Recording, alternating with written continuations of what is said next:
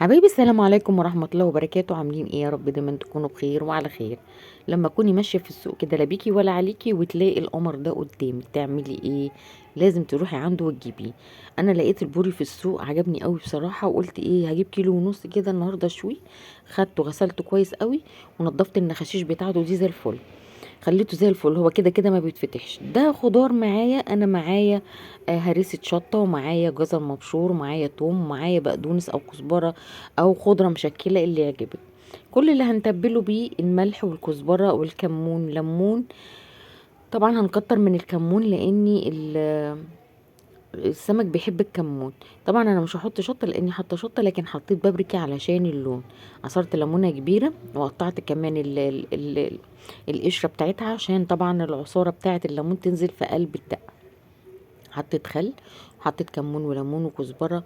وزي ما احنا شايفين كده الحياء بتاع السمك المشوي لازم يكون الملح بتاعه عالي سنه.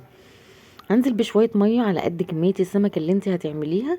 ما تكتريش عشان الخلطه بتاعتك دي ما تبقاش عدمه.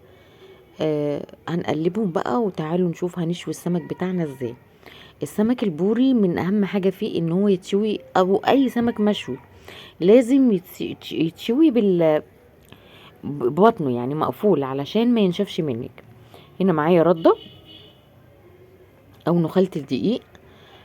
بناخدها بقى بنبدر بيها كده السمكية كلها. وهنا معايا صينية لازم تكون سخنة جدا، وهنزل بيها بالسمك بتاعنا. السمك دوت انا كنت في السوق وجبته، اخدت واحدة عملتها فسيخ. من الكيلو ونص ده انا اخدت واحدة عملتها فسيخ.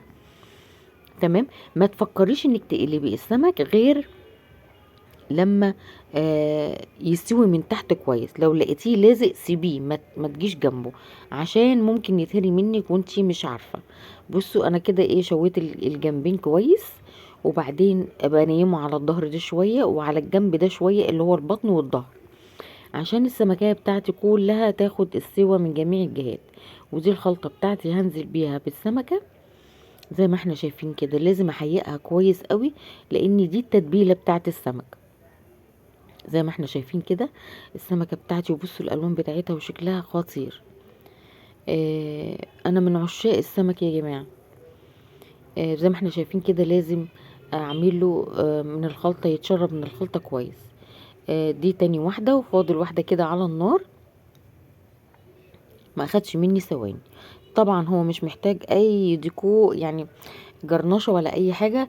هو اصلا سبحان الله، يعني بصوا زي ما احنا شايفين كده الخلطة بتاعته خطيرة، فيها كل الالوان. طبعا احنا مش محتاجين حاجة تاني، ده محتاج يتحط بقى كده وناكل.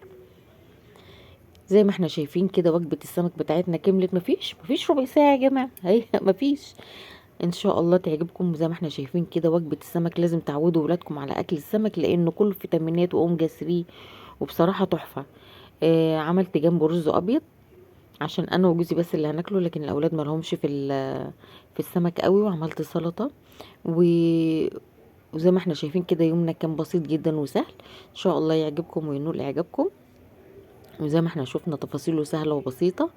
وفضلا منكم وليس امر الاشتراك في القناة، والكومنت اللي بيفرح قلبي، واللايك. يعني انا مش طالبة منكم حاجة هتغرموا فيها حاجة، ده هي حاجة بسيطة. السلام عليكم ورحمة الله وبركاته.